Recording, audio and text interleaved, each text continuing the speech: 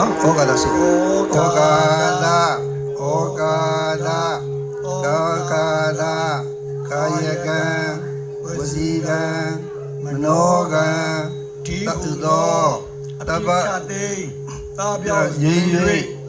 shizwa name ye yame kinyao cao mu mingala phit ba si chin achu nga phaya yadana taya yadana tanga yadana ti hu lo yadana myat thong ba mi phaya sia thama do ko ayo thi ale amya let song mu yue phit kho bu zo phu myo man leo ro ba yi shin phaya se gu pe pyauk chanda gu song dat pi tha do shi khu chin yu ti chin myan nu chin do tet kisa garawa kaw mu kan sedana paung do jaw yku bwa mya mau twin tat shi chin sin la chin chanda ji chin nyam nya ji chin khwa ji chin so do phung do ko anu bo ji ma chin nu wa pye sung pi le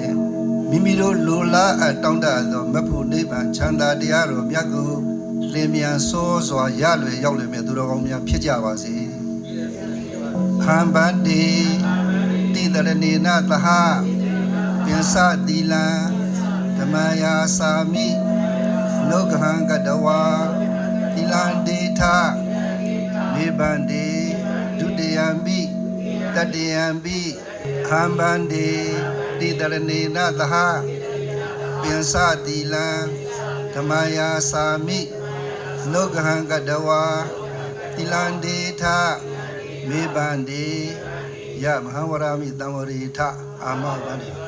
Namo Dadla Bhagavato Arhado Dhamma Dhammo Dadla Namo Tassa Bhagavato Arahato Samma Sambuddhassa Namo Tassa Bhagavato Arahato Samma Sambuddhassa Namo Tassa Bhagavato Arahato Samma Sambuddhassa Buddhandaranang Kisami Dhamandaranang Kisami Tangandaranang Kisami Buddhandaranang Kisami Dhamandaranang Kisami Sanghang Saranang Gacchami Dudiyambi Buddhandaranang Kisami Dudiyambi Dhamandaranang Kisami Dudiyambi Tangandaranang Kisami Dudiyambi Buddhang Saranang Gacchami Dudiyambi Dhammang Saranang Gacchami Tadiyambi Buddhandaranang Kisami Tadiyambi Dhamandaranang Kisami Tadiyambi Tangandaranang Kisami Tadiyambi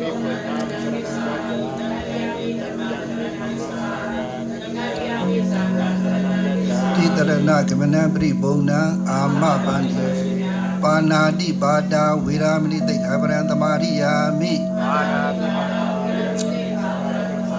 Adena Dana Viramani Tekhavaranta Mariyami Kamitu Mesa Sara Viramani Tekhavaranta Mariyami Mudawara Viramani Tekhavaranta Mariyami Duramiriya Misa Bamara Thana Viramani Tekhavaranta Mariyami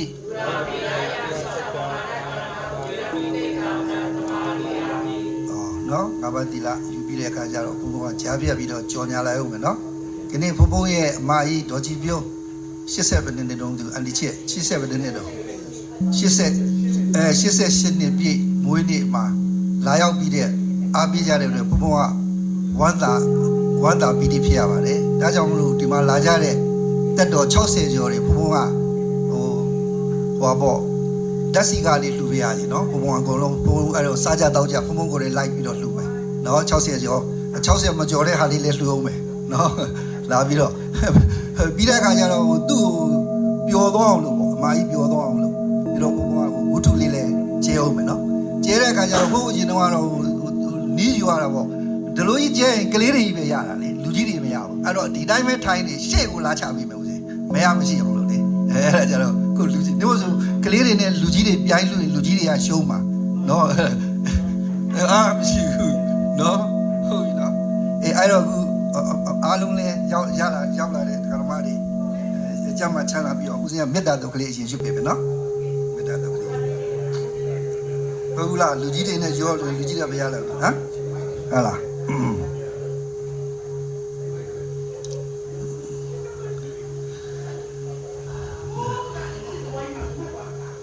ဆိုလိုက်ပဲနော်နမောတတ္တဘဂဝတောအရဟတောသမ္မာသမ္ဗုဒ္ဓတ္တနမောတတ္တဘဂဝတောအရဟတောသမ္မာသမ္ဗုဒ္ဓတ္တနမောတတ္တဘဂဝတောအရဟတောသမ္မာသမ္ဗုဒ္ဓတ္တဘုံတော်တန္တကံတော်နန္ဒတကုရောတန္တနှင့်ပြည့်စုံတော်မူသောမြတ်စွာဘုရားရှင်အားတပည့်တော်ဒီဝိနည်းနာမိယိုသည်မြတ်တို့လက်ဆက်ဗျာမိုးရှိခိုးပူဇော်ဖူးမြော်မှန်လျော့ကြောပါ၏ရှင်ဗျာယတနုဝတောယခာနေဝတတ္တိပိဒနာယဉ္စီစေဝနိဥဇံတော်ရိတ္တိဝမတ္တန္တိတော်ဒုက္ခံတုပတိတုတ်တော်စပပံကိဉ္စီနာပတ္တိဧဝမာရိကုဏုပေတံပရိဒန္တမနာမဟေကရဏီယမထကုတလေနယန္တတန္တံပဒံပိသမစ္ဆာတကောဥစုစတုဥစုစတုသောသတ္တမုရုနာတိမာနီတန္တုတကောသတုဘရောသအပကိသောသတလောကဝုဒ္ဓိတန္တေန္တရိယောသနိပကောသအပကဘောကုလိတောနာနုခိတောနာသခုဒ္ဓမာစရိကိစီယေနဝိညုပရိဥပဝရေယောဒုက္ခိနောဝခိပိနောဟွန်တုတပ္ပတ္တဘွန္တုဒုက္ခိတတ္တာယေကိစီပါဏဗုဒ္ဓတိတတ္တဝါထာဝရဝနဝသေတာဒီဃာဝါယေဝမန္တံပစ္စည်းမရတကနုကထူလာဒိဋ္ဌာဝါယေဝအဒိဋ္ဌာယေဝဒုရေဝတန္တိအဝိဒုရေဘုဒ္ဓဝသမဝေတိဝတပ္ပတ္တဘွန္တုဒုက္ခိတတ္တာနာပရောပရဏိကုတ်ဘေထနာတိမညိထကရစိနာကိဉ္စီယာရောတနာပတိကတင်ညာနိညမညတဒုက္ခမစ္ဆေယမာဒယထာနိယဗုဒ္ဓမာယုတာဧကဗုဒ္ဓမနုရခေဧဝံမေတ္တဗဗုတေတုမာနတံဘာဝေအပရိမာဏံမေတ္တင်္စတဗ္ဗလောကသမိမာနတံဘာဝေအပရိမာဏံဥဒ္ဒံဒောသတိရိယံစအတ္တံဘာရံအဝိရမတပတ္တံဒိဋ္ဌံစရဏိသိဏောဝတယနောယဝတ္တတဝိတမိတောဧတံတထိဒိဋ္ဌေယဗြဟ္မမိတံဝိဟာရမိရမဟုဒိဋ္ဌင်္စနုပကမသီလဝတတနေနတပ္ပနောကာမေတုဝိနယဂေတံနာဟိဇာတုကပတေယပုဏရေတိသာဓုသာဓုသာဓုကတူရူလေးဘုံဘဝကနေဟောမယ်နော်တိခံပြီးတော့နာပေးကြနောက်ဒီမှာလူကြီးတွေဖိတ်ထားတာတခါကြီးပုံဦးတင်ဝဲတို့ဒါတခါကြီးဦးစောပြင်းတို့ဆိုတာဘုံဘုံရဲ့ကျေးဇူးရှင်တွေဘုံဘုံရဟန်းဖြစ်တော့ရဟန်းခံပေးတဲ့သူတွေနော်ခုဒီဝယ်ရအောင်သူတို့လုပ်ပေးတာဆိုတာကျေးဇူးအထူးများတယ်ခုနပြန်သွားတဲ့အားတော့အချိန်မရလို့သူတခါကြီးလည်းဦးစီးဦးဆောင်မယ်တခါကြီးဥက္ကမောင်ထင်းနဲ့ဓမ္မကြီးလေဘုံဘုံဒီ1981အမေရိကန်ရောက်တော့သူတို့ပဲတောင်မလို့ဆရာတော်ဘုရားကြီးရှိမှအပ်ပြီးတော့ရဟန်းခံပေးထားတာနော်အဲ့မှာ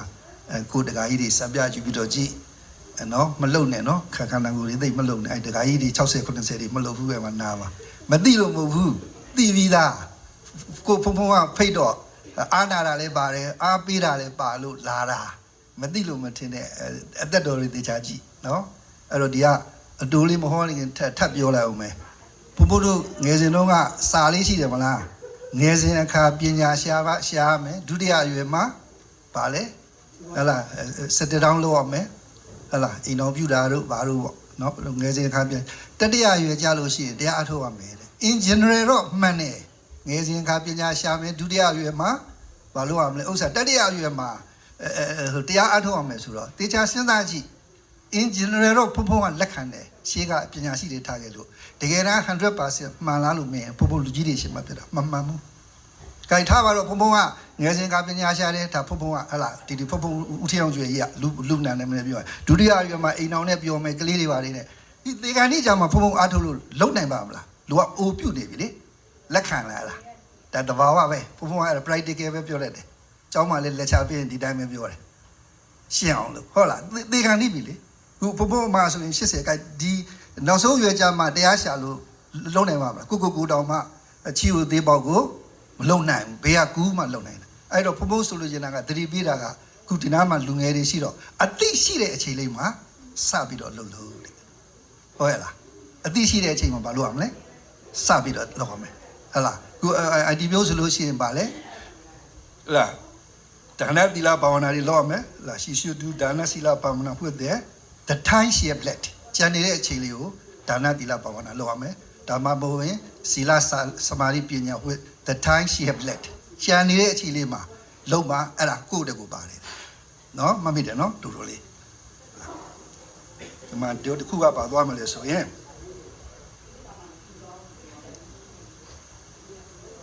ဟဲ့လားဘုံဘုံတို့မေတ္တာတုတ်မှာ sorry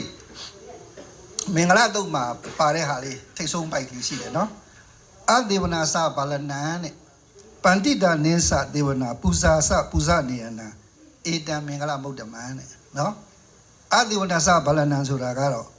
ဟိုပေါ့နော်အဒေဝနာစဘယ်လိုပြောရမလဲလူမိုက်လို့ပြောရတာရှုပ်နေလို့ဟိုပေါ့ဟိုလူစတန်ဒတ်မရှိတဲ့လူတွေနဲ့ပေါင်းတင်ဆက်ဆံလို့ရှိရင်ကိုကဘာဖြစ်တော့ဆိုလို့ရှိရင်ကို့အတွက်အကျိုးမရှိဘူးဘယ်လိုပုံကိုယ်တွေနဲ့ပေါင်းရမလဲဆိုရင်ဒုတိယပိုက်ကပန္တိတာနိသဒေဝနာနဲ့ပညာရှိတွေနဲ့မြှွေရမယ်တဲ့နော်ပူဇာစပူဇာနေရတယ်အဲ့လိုပူဇော်ထိုက်တဲ့လူတွေပူဇော်တာဟာမင်္ဂလာပဲတဲ့နော်မှတ်မိတယ်နော် not to associate with the immoral person to associate with the white person to those who are worthy of respect they are the auspicious blessing လို့ခေါ်တယ်နော်အဲ့ဒါမင်္ဂလာပဲတဲ့နော်ဘာလို့အဲ့ဒါဓမ္မတိကဘာလို့ပြောရအောင်ဆိုတော့အဒေဝနာစဘာလနာအဲ့ဒီပုဂ္ဂိုလ်တွေကိုကိုကသွားပေါင်းပြီးလို့ရှိရင်ဟိုဖះလက်တက်ကဟာတော့ဝူဝေးလေးရှိတယ်လေဟိုတချို့လည်းသိပါပေါ့ဟိုဘုံတို့ဒေဝရတ်ကနဲ့သွားပေါင်းလို့အဇတ်တဲ့မင်းသားဟာဒုက္ခရောက်ရတယ်မလားဟုတ်လားမင်းမိဖခင်ကြီးကအိုမသာမင်းဘယင်လုပ်မယ်ဆိုရင်အဆင်မပြေဘူးမြန်တက်ပြီးတော့ဘယင်လုပ်ငါလည်းဖះတက်ပြီးတော့ဖះလုပ်မယ်ဆိုတော့အဲ့ဒီလိုပုံကူတွေနဲ့တွေ့လို့ရှိရင်ကိုယ့်အတွက်နစ်နာတယ်တဲ့ဒီခက်မှလည်းရှိတယ်သူတို့ပုံကူတွေကတက်တော်ထင်ရှားရှိနေတဲ့အခါကျတော့ဥပမာပေးလို့မကောင်းလို့မပေးတာဒီခက်မှလည်းအဲ့လိုဟာတွေရှိတယ်နော်ကိုယ့်ကသူမြင်အောင်ကြည့်ကြည့်ပေါ့နော်ဘုံဘုံကဘုရုမှတော့ဆိုလိုတာမဟုတ်ပါဘူးရှိတာပဲဒီခက်မှလည်းအဲ့လိုအပေါင်းအသင်းမှားတဲ့အတွက်ဒုက္ခရောက်တဲ့လူတွေအများကြီးရှိတယ်နော်အဲ့ဒါကြောင့်လို့ဘုံဘုံကဒါလေးနဲ့စပြီးတော့ဖွင့်လိုက်တာမှတ်မိတယ်နော်အဲ့ဒါမင်္ဂလာတုတ်မှာခုနပါတဲ့ဟာလေးပေါ့နော် not to associate with the immoral person to associate with the white person to honor those who are worthy of honor နော်တပတ်မို့ to respect those who are worthy of respect they are the auspicious blessing they are the noble blessing လို့ခေါ်တာပေါ့အဲ့ဒါမင်္ဂလာပဲတဲ့နော်အဲ့ဒါကြောင့်မလို့ဒီနေ့ဟာမင်္ဂလာရှိတဲ့အလုပ်ကိုလုပ်နေတာဖြစ်တဲ့အတွက်ကြောင့်မလို့ဒီနေ့ဘာတွေရတော့ဆိုတော့ကုသိုလ်တွေရတာပေါ့နော်အဲ့တော့တနေ့ကုံသွားလို့ရှိရင်ဟိုနေ့စဉ်ပေါ့ကိုယ့်အတူကိုကြည့်ရမှာဟိုဒါနကောင်းမှုလုပ်နေသလားတီလာကောင်းမှုလုပ်နေသလားဘာဝနာကောင်းမှုလုပ်နေသလားတခုခုကိုလုပ်နေရမယ်အဲ့လိုမလုပ်ဖဲနဲ့ကိုကလောဘဒေါသတွေပဲနဲ့ပတ်သက်တဲ့ဟာတွေပဲကိုကနေ့တိုင်းစိပုနေမယ်ဆိုလို့ရှိရင်အဲ့ဒီလောဘဒေါသမောဟကအခုလိုကပ်ဘေးတွေပါတွေရောက်နေလို့ရှိရင်မတားဆီးနိုင်ဘူးနော်လောဘဒေါသမောwe have လောဘဒေါသမောဟတဲ့ we will be in the sansara တဲ့ဟောလောဘဒေါသမောဟရှိရင် sansara ဆိုတော့ဘာလို့ river life and death ကိုပြောတာတေးလိုက်မွေးလိုက်ပြောတာ which prevent you from seeing the true nature of the things as they truly are မမြင်အောင်ပါတကားစိထားတာတဲ့ဘာတွေရတော့လောဘဒေါသမောဟနောက်တစ်ခါဘုံဘုံက practical example လေးထပ်ပြောအောင်မယ်လူငယ်တွေဆိုတော့မြန်သိအောင်လို့တူတူပြန်ပြောရတာထမင်းစားတယ်မလားထမင်းစားတာလားစားတော့ဘယ်လိုစားဘုံဘုံပြောပါဦးဒီတိုင်းဝါစားတာမဟုတ်လားဝါစားတဲ့ခါကျတော့အရသာရှိရင်ဘယ်လိုနေတော့ကောင်းလိုက်တာအဲ့ဒါဘာလို့လောဘတဲ့ဒီမှတ်တာနော်ဟာဒီဟင်းကြီးကွာစိုက်တာကွာငိုင်းတာဘာဖြစ်တော့ဒေါသနောက်တစ်ခုက you do not know what you are doing စားတော့စားတယ်အမှတ်မပါဘူးမျိုးချရတာပေါ့အဲ့ဒါလောဘဆိုတော့ဘာလို့ ignorance ပေါ့ delusion ပေါ့ you do not know what you are doing လောဘ is a greed ဒေါသ is a hatred မောဟ is the ခုနဘာလို့ delusion လောဘဒေါသ is anger sorry လောဘ is a greed ဒေါသ is anger and မောဟ is a delusion if you have the လောဘဒေါသမောဟ you will be in the sansara နော် which prevent you from seeing the true nature of the thing as they truly are မမြင်အောင်ကာစီထားတာလေအဲ့ဒါကိုရှိမှလောဘဒေါသတွေများနေမယ်ဆိုလို့ရှိရင်အခုလိုကပ်ပေးလာရင်ကိုယ်လည်းလောဘဒေါသအဆိုင်ခိတ်ရိုက်တော်ကြီးရအောင်ကိုကောင်လည်းကြီးတော့အုပ်စုဆောင်းလာရင်ဘာဖြစ်တော့မကယ်နိုင်ဘူးတဲ့သူများကိုကယ်ဖို့နေသားကိုတော့မကယ်နိုင်ဘူးဟုတ်လားဒီနေ့ဆိုပဲဟလာပြီးခဲ့တဲ့မတ်လ28ရက်နေ့ကဗမာပြည်မှာဆိုရင်တန်ဃာတွေသူတို့ဘုရားတို့ကြားတာဓမ္မစီရိယ exam ဖြစ်နေတဲ့အချိန်နော်တိုက်ဆိုင်အဲ့ဒီအချိန်မှာဒီငလင်လှုပ်တာအဲတန်ဃာတော်တွေတောင်မှမလွတ်ဘူးတဲ့ကျုပ်တို့ခင်ဗျားတို့ဘယ်နဲ့လို့နော်အဲ့ဒါကြောင့်ဘုဘုံကအဲ့ဒါလေးသတိပေးတာအဲ့တော့စားနေတဲ့အခါမှာကိုတမင်းကိုစားပြီးတော့ဘာဖြစ်တော့လောဘဒေါသမောဟဖြစ်ရတယ်အဲ့တော့ဘာလို့အဲ့တော့ရှင်ဘုရား လောဘဒေါသမောဟမဖြစ်အောင်ဘလို့စားမလို့စားရင်စားမှန်းသိရမယ်ဘုံဘုံတို့တောင်မလို့ဆရာတော်ဖျားကြီးစားရင်စားမှန်းလားသိရမယ်ဝိုင်းရင်ဝါမှန်းသိရမယ်မျိုးချမျိုးချမှန်းအဲ့အမှတ်ပါလို့ရှိရင်ခုနကမဖြစ်ဘူးအဲ့ဒါဘာဖြစ်သွားလို့ဆိုတော့သူတို့ဘုန်းကြီးစကားနဲ့ပြောရင်အာလောဘတို့အာဒေါသတို့အာမောဟတို့ဖြစ်သွားတာပေါ့လောဘဒေါသရဲ့စัจကျင်ဘက်ပေါ့ opposite of that လောဘဒေါသမောဟဘာဖြစ်သွားတော့အာလောဘအာဒေါသအာမောဟလေးဖြစ်သွားတယ်တဲ့နော်အဲ့ဒီလိုစားမှဘာဖြစ်တော့ကုစုဖြစ်တယ်နော်မမိတယ်နော်အဲ့ဒါကုစုဖြစ်တဲ့ဟာလေးဘုံဘုံကပြောပြတာပြီးတဲ့အခါကျတော့မြတ်စွာဘုရားဟောတဲ့ဟာလေးကိုအတူလေးချုပ်ပြီးတော့ဘုံဘုံတို့တွားလိုက်ကြအောင်နော်ဒါကတော့ဘုံဘုံတို့ဓမ္မတွေသိပြီးသားတပ္ပပပတအကရဏံနဲ့ကုသလတဥပတမတာသစိတ်တပရိယောဒပနံဧတံဗုဒ္ဓနာတတနံအဲ့ဒါဘာပြောတာတော့တပ္ပပပတအကရဏံဆိုတာမကောင်းမှုကုသိုလ်များကိုမလုပ်ကြနဲ့တဲ့နော်ဘုံဘုံတို့မြတ်စွာဘုရားအဲ့ဒါအချုပ်ပါပဲနောက်တစ်ခုကပါလေကုသလတဥပတမနာဆိုတာကကုသိုလ်တရားတွေကိုအများအားပွားများအထောက်ရမယ်တဲ့အဲ့ဒါကဘုံဘုံကပြောနေတာဘုံဘုံတို့ကိုယ်တိုင်လည်းလုပ်ရတယ်နော်အဲ့ဒါတေချာမှတ်တာဘုန်းကြီးကဒီစင်ကြီးကထိုင်ပြီးတော့မလုပ်ဘူးအဲ့ဘုန်းကြီးမလုပ်ရင်ဘုံဘုံလည်းဘယ်သွားမှာတော့ခင်ဗျားတို့လည်းပို့ဆိုးတယ်နော်ဒီမှာ light သူလွတ်နေတာဘုံဘုံကပို့ဆိုးတယ်အောက်ကိုကျသွားမှာဘာကြောင့်လို့ဆိုခင်ဗျားတို့ကဒီသင်္ကန်းကြီးဝတ်ထားလို့ဘုံဘုံကိုစွန်းနေကတ်တယ်အဲ့ဒါဘုံဘုံတို့ကစီရင်စားရတယ်စီရင်စားရင်ဆေးဖြစ်တယ်မစားတိုင်းအဲ့ဒါဘာလို့မိသွေးခဲကြီးကိုဝါနေရတယ်လို့ပဲလေဘာကြီးကိုဝါနေရတယ်လို့လဲမိသွေးခဲကြီးကိုဝါနေရတယ်လို့မှတ်ထားနော်ဘုန်းကြီးတွေအချောင်နေလို့မရဘူးအချောင်နေရင်အတိတာတယ်နော်အချောင်နေရင်တိတာတယ်နောက်တစ်ခါကျတော့သင်္ကန်းနဲ့သင်္ကန်းတက္ကရာမတွေကဘုန်းကြီးဝတ်လို့ဆိုသင်္ကန်းလေးတွေသူတို့ရှိစုမဲ့လေးတွေနဲ့ရှားပွေလှူထားတာပေါ်လို့မဟုတ်ဘူးအဲ့ဒါဘုံဘုံတို့ကဘုန်းကြီးဝင်းကြီးနဲ့အတူအောင်နေပြီးတော့ကြင်ကြအားထုတ်ရင်ဒါလေးကရာသီဥတုတန်ကာကွယ်နိုင်တယ်နှမို့ဆိုရင်ပါတော့တန်ရီတန်ပြားကြီးကိုဝတ်ထားတယ်လို့ပဲတဲ့ဘုံဘုံကရဟန်းစာဖြစ်တော့ဆရာတော်ဘုရားကြီးကအဲ့ဒီကစာတင်တာနော်ဘာကြီးနဲ့သွားသူတို့တန်ရီတန်ပြားကြီးကိုဝတ်ထားတယ်လို့ပဲတဲ့စားတာတောက်ထားကြတယ်မိသွေးခဲကြီးတို့ကြောင်းကြရောတဲ့ကြောင်းလေသီလသမာဓိပညာနဲ့ပြည့်စုံလို့နေမယ်ဆိုလို့ရှိရင်ချမ်းချမ်းသာသာနေရတယ်တဲ့တက္ကရာမတွေလှူထမ်းထားတဲ့ဟာကိုချမ်းသာသာနေတယ်ကိုလည်းညံထူတွေတူရရဲ့ကိုလှူတဲ့တက္ကရာမတွေလည်းအဲ့ဒီစိတ် benefit ပဲရတယ်အဲ့ဒီလိုမဟုတ်ဘဲနဲ့သီလသမာဓိပညာမရှိဘဲနဲ့အဲ့ကျောင်းတိုက်ကြီးမှနေရဆိုရင်ဘယ်ထဲနေရဆိုဒဲအိုးကြီးနှခမ်းလေဒဲအိုးကြီးနှခမ်းထဲမှာရှောက်နေရတယ်လို့လေလွတ်တဲ့အချိန်ပုံးဆိုကြသွားတာနော်ဒီမှာကြီးတို့ကဘာမှမဖြစ်ဘူးဘုန်းကြီးတွေကခုနပြောတဲ့သင်္ကန်းစွမ်းကြောင်စေးပစ္စည်းလေးပါးကိုအများအားစီရင်ပြီးတော့စားသုံးရတယ်နော်အဲ့ဒါကြောင့်မလို့အဲ့ဒါလေးကလည်းဘုရားဒီအမကြီးရဲ့မွေးနေ့မှာမေတ္တာလက်ဆောင်ပေးတာအဲ့ဒါခုနဟာလေးကိုပြန်ပြီးတော့ဘုရားပြန်ကောက်လိုက်ဟုတ်လားတပ္ပပပတအကရဏံနဲ့ကုသလတသစိတ်တပရိယောဒပနံဧတံဗုဒ္ဓနာတတနံအဲ့ဒါဘာကိုပြောတာလဲဆိုတော့ပထမတစ်ခုကမကောင်းတာကိုမလုပ်ရဘူးတဲ့နော် not to do any evil ကတော့နည်းနည်းကျန်းတယ်သူအိုက်စလွန်သိမလားဘူး evil ဆိုတာက evil ဆိုတာဟိုလိုကကြီးပေါ့တရားတစ်စီလို့အဲ့လိုမဟုတ်ဘူးနော် not to do any immoral action နော် to cultivate good to do good to cultivate good ဆိုတာကောင်းတဲ့ကုသိုလ်တွေကိုလုပ်ရမယ်လို့ပြောတာ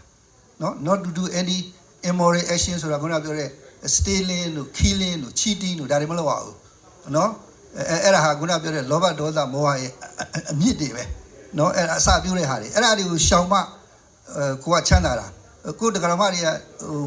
ဟိုဖြတ်ပြောရတာကြုံတော့မှာတချို့ကရှင်ဘုရားပြီးတော့ချမ်းသာခြင်းနဲ့ဘုရားတယ်လှုပ်တဲ့ဥစ္စာကချမ်းသာတဲ့ဥစ္စာကိုလုံးဝချမ်းသာတာ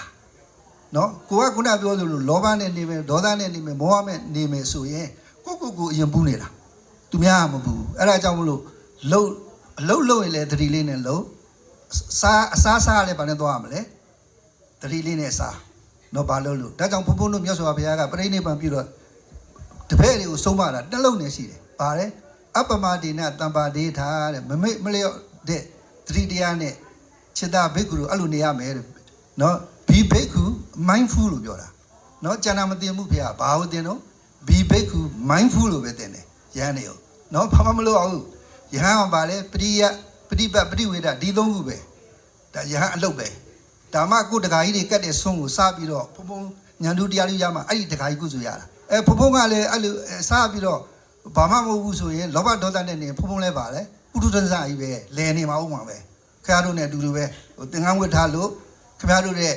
နည်းနည်းလေးတော့တာတာပေါ့ဗျာဘုန်းကြီးဝင်းကြီးနဲ့နေတယ်ဘုန်းကြီးလှုပ်တော့ခင်ဗျားတို့လှုပ်ထားမျိုးတွေကြုံမလို့ရဘူးပေါ့ဟုတ်လားရိုးရိုးတဲ့ပြောရင်ရက်တောက်ထားတို့ဖဲရိုက်ထားတို့ဘ ဘေးရှူတာစသည်အဖြစ်ဒါဘုန်းကြီးကလှုပ်လို့မရဘူးဟုတ်လားလှုပ်လို့ရှိရင်အဆင်မပြေဘူးအဲ့တော့ဒီသင်္ကန်းဝတ်ထားတဲ့အတွက်အဲ့လိုလေးတော့သာတာပေါ့သို့တော့တရားအထူးတရားမြတ်ရဖို့ကတော့ဘုန်းဘုန်းတို့လည်းကြိုးစားအထောက်ရတယ်တဲ့နော်ခုနပြောတဲ့ဥစ္စာအဲ့ဒါမှတ်တာခုန3ခုပဲ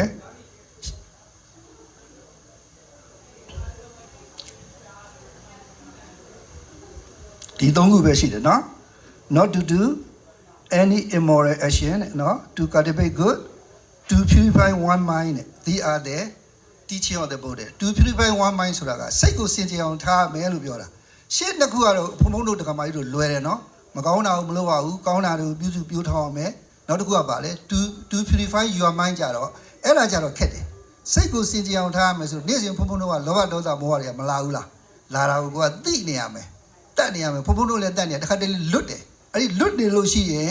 ဟိုကုသိုလ်ဖြစ်အောင်လုပ်ရင်ကုသိုလ်ဖြစ်တယ်လွတ်နေရင်သူကအကုသိုလ်ဖြစ်နေတာပဲဟုတ်လားခုနဘုံဘုံပြောတယ်မလားစားလို့ရှိရင်သတိလေးနဲ့စားရင်ကုသိုလ်ဖြစ်တယ်သတိမပါဘဲနဲ့ဟိုငါတိတ်စားလို့တိတ်ကောင်းတာပဲဆိုရင်လောဘဖြစ်ရင်ဘာဖြစ်လဲဟောတစင်ဒီချင်းလောဘနဲ့တေးလို့ရှိရင်နဲ့ပြိတ္တာကြီးဖြစ်တယ်တဲ့ဒေါသငရဲလောဘတော့မောဟကိုလို့တာဘာမှမသိရင်ဘာဖြစ်တော့တိရစ္ဆာန်ဖြစ်တဲ့ကိုကြီးထွေးအဲ့ဒါလွတ်ရပြီနော်သူကအမြဲတမ်းသူကတရားနာတော့ဘုံတူထဲမှာတော့သူစံပြလို့ပြောရမှာပဲသူကအဲ့ဒါအမြဲတမ်းမေးတယ်သူကလုံးလွယ်လှမ်းပြီးတော့ဦးစင်း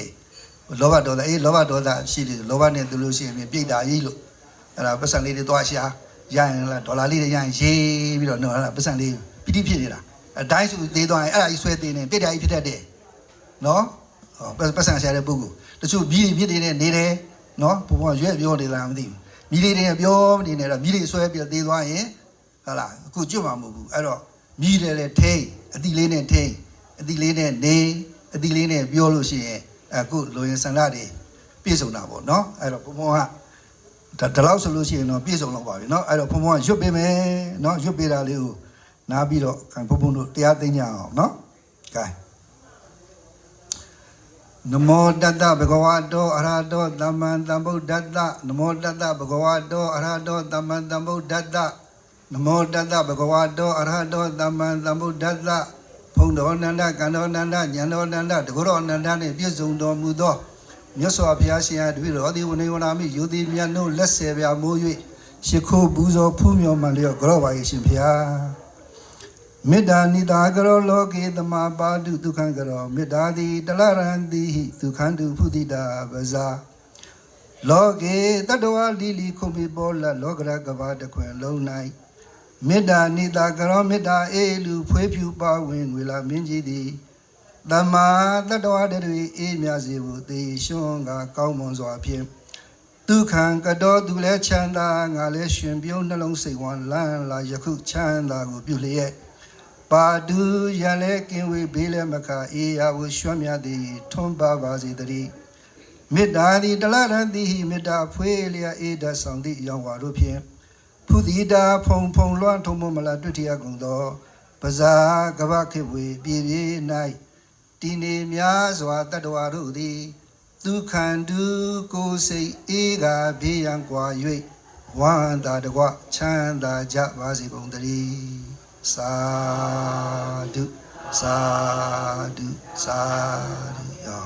နော်ဒီနေ့အပါကြီးတော်ကြီးပြုံးမွေးနေ့မှာဘုံတရားလေးဟောတာလေးကိုတိခဏနားထောင်ပေးတဲ့အတွက်ဒကာကြီးတို့လည်းကျေးဇူးတင်ပါတယ်ဒကာကြီးဦးစောမြင့်အောင်ဒကာကြီးကိုပြပါတယ်လို့ပဲနော်အားလုံးကျေးဇူးတင်တယ်လို့ပြောပြီးတော့ gain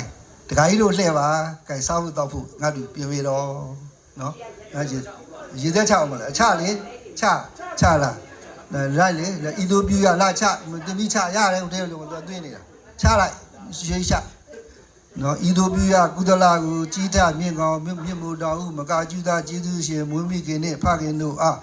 ရာညာပါစီအမြဝေဤမသွေနေစဤကာယကိုစောင့်တပိစကိုတောင်းလည်းမလက်စီရပွေငါဤမိတ္တဆွေဆရာသမားဘိုးဝါကစရမရဣတရာရက်ခအကလတ်နမပြရကုသလကိုရကြပါစီမြဝေတပ်ပိတ္တတော်ဟုနန္ဒလောကနန္ဒလေးမပြစင်ကတရောတဦးညအမြတ်တန်ပေးပါဤသူပြကုသလဝုသုံးတည်းဤမြေပန်သူတိလာတူလဲတက်တည်မှုတည်စေတော်သာဓုသာဓုသာဓုစားလို့ရှိရင်ဘယ်လိုဘယ်နာစားမှာတော့ငါဝတ္ထုရှင်းလာကျဲပဲပြီးသွားပြီ ပြီးပြီဟလားပြီးသွားပါပြီတို့အေးဆေးပေးလိုက်တာကောပြီးသွားပြီလေသူကဆေး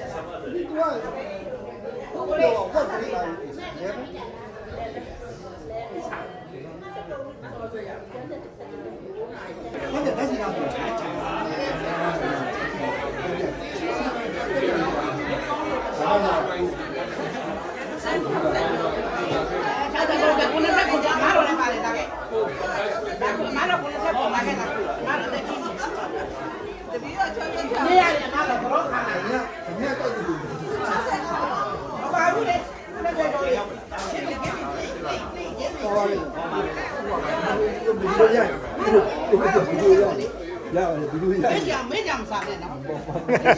没讲，大表来回来，大家马上没对，现在，马上。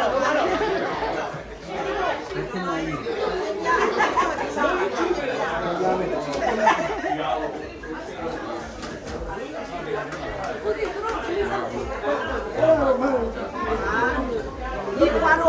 你对。Hãy subscribe cho kênh Ghiền Mì Gõ để không